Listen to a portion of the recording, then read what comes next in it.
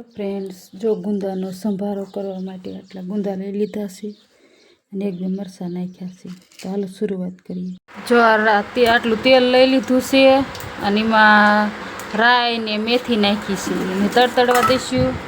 પછી આ ગુંદાનો સંભારો બનાવશું.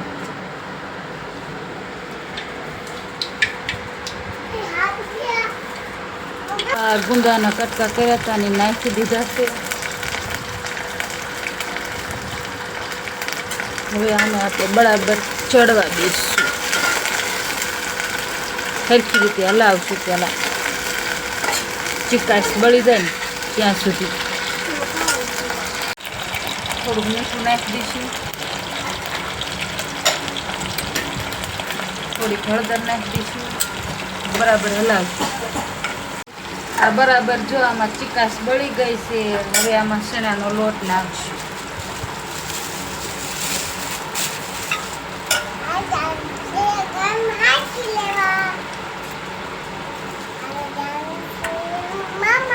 આ ગુંદા રહ્યા ને એ હાડકા મજબૂત કરવા માટે ગુંદા ખાવામાં આવે છે. ગુંદાનો એટલો ફાયદો.